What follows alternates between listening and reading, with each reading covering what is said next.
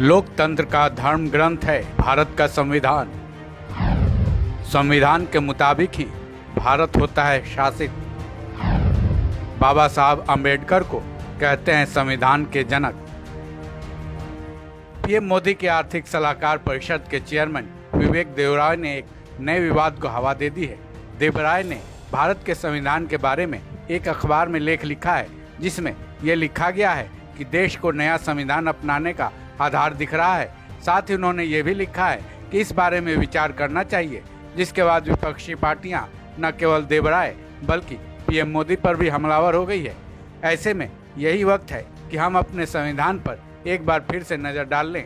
हालांकि इस बारे में तो तकरीबन सबको पता ही है, फिर भी संविधान की कुछ खास बातें हैं जिन पर नज़र डालने का वक्त आ गया है।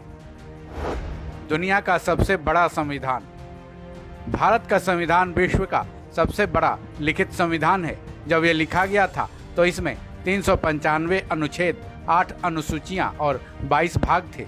आज की तारीख में इसमें 448 अनुच्छेद, 12 अनुसूचियां और 25 भाग हैं। इसके अलावा इसमें 5 परिशिष्ट भी जोड़े गए हैं जो शुरू में नहीं थे। भारत के संविधान का मसौदा तैयार करने के लिए 29 अगस्त 1947 को एक समिति बनाई गई थी, जिसके अध्यक्ष बाबा साहब भीमराव अंबेडकर को बनाया गया। यही वजह है कि डॉक्टर अंबेडकर को संविधान का निर्माता और संविधान का जनक भी कहा जाता है। संविधान को तैयार करने के लिए बनाई गई संविधान सभा में 284 सदस्य थे। इनमें 15 महिलाएं भी थी, जिन्होंने 24 जनवरी 1950 को इसके दस्तावेज पर साइन किए थे। उसके बाद 26 जनवरी 1950 को संविधान अस्तित्व में आया था।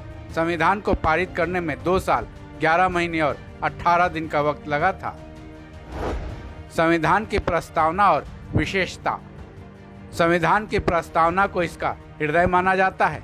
इसी में भारतीय संविधान का पूरा सार, अपेक्षाएं, उद्देश्य और लक्ष्य और दर्शन समाहित है।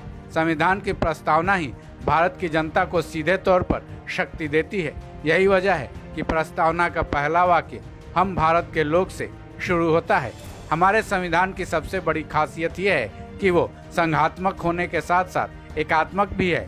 संविधान की एक और खासियत है कि इमरजेंसी में संविधान में केंद्र को ज़्यादा ताकतवर बनाने का प्रावधान भी है। संविधान की तीसरी बड़ी खासियत यह है कि इसमें केवल एक नागरिकता का ही समावेश किया गया है। साथ ही एक केंद्र और राज्य सरकारों के कार्य संचालन की व्यवस्था भी देता है। संविधान के मुख्य 3 बिंदु। भारत के संविधान के मुख्य 3 बिंदु हैं।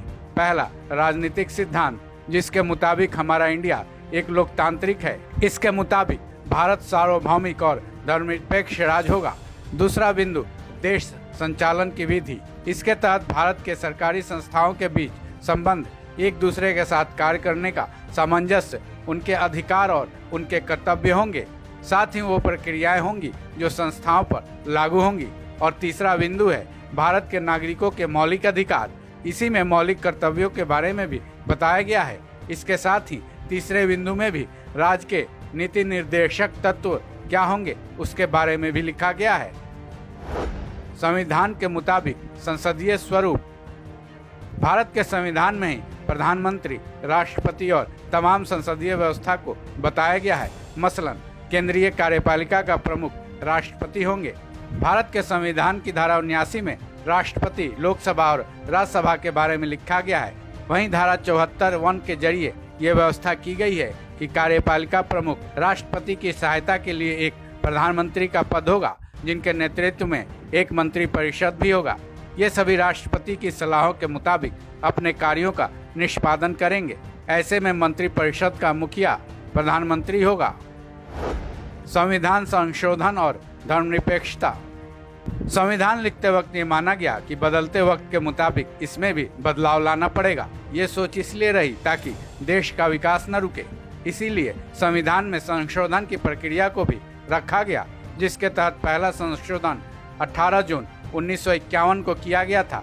तब से लेकर आज तक 100 संशोधन किए जा चुके हैं। वहीं समाजवादी और धर्मनिरपेक्ष शब्द संविधान के 42वें संशोधन में 1976 में जोड़ा गया था। इसे संविधान के प्रस्तावना में जोड़ा गया। इससे पहले संविधान में धर्मनिरपेक्ष की जगह पंथ निरपेक्ष शब्द लिखा गया था। धर्मनिरपेक्ष शब्द जोड़ने का मकसद देश की हर जाति, लिंग, नस्ल, धर्म या भाषा के आधार पर भेदभाव को खत्म करना है।